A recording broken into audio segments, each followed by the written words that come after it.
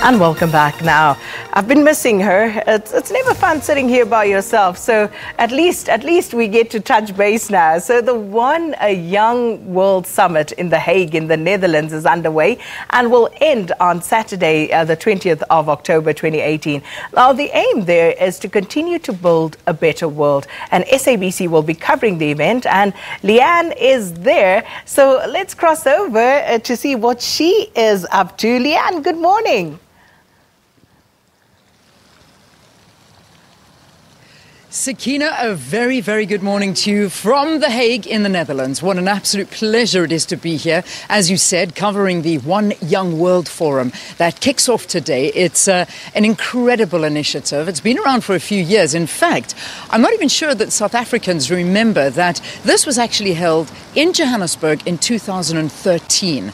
Now, what it is basically a gathering of some of the most dynamic youngsters from around the world that are specifically chosen to represent their country and come here to listen to some of the most amazing speakers. In fact, people that, you can learn so much from, people that you look up to, you admire, and you hope to learn lessons from that you can take back to your home country and put back into what you do.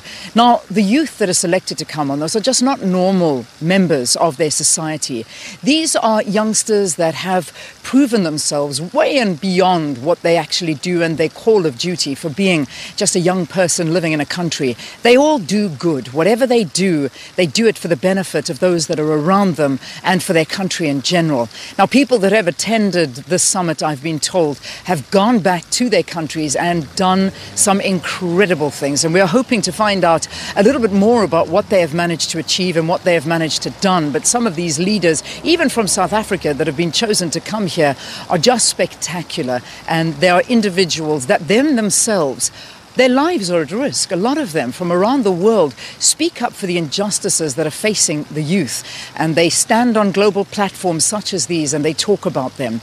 Now, it really is about the youth. It's about issues that face them. It's about the future and the future that they want to be seen and not just be a part of. They don't want the world to carry on the way it is carrying on, and they want to create change. And these are messages that we heard coming through very loudly during the opening ceremony last night that was opened in fact by Queen Maxima here of the Netherlands. She was in attendance and it was lovely to be at the Peace Palace because that's where that opening ceremony took place. Now, just to tell you a little bit about The Hague, it is an incredible place that the minute you arrive here, you know that you have arrived somewhere special.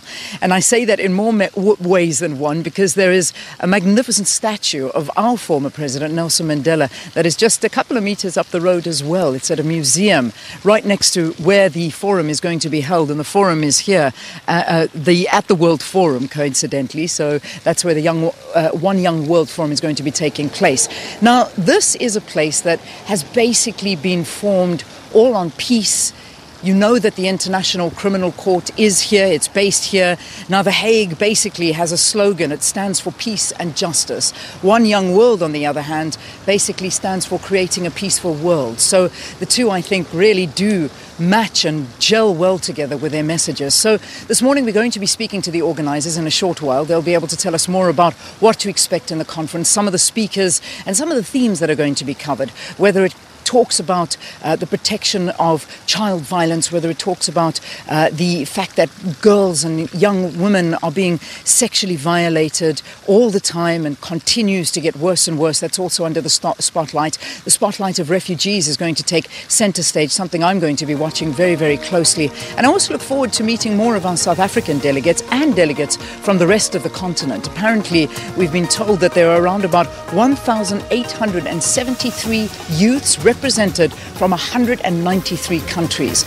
So if you can think of that in your head, just imagine the diversity of people that are here gathered in one room.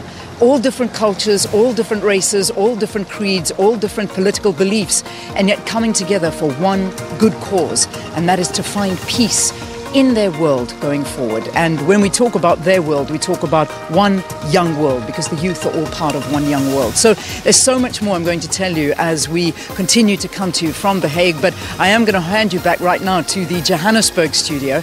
And Sakina, I'm not too sure what went down yesterday, but I can't help but hand it back to you by saying I may need some protection from yourself if you don't behave yourself here at The Hague.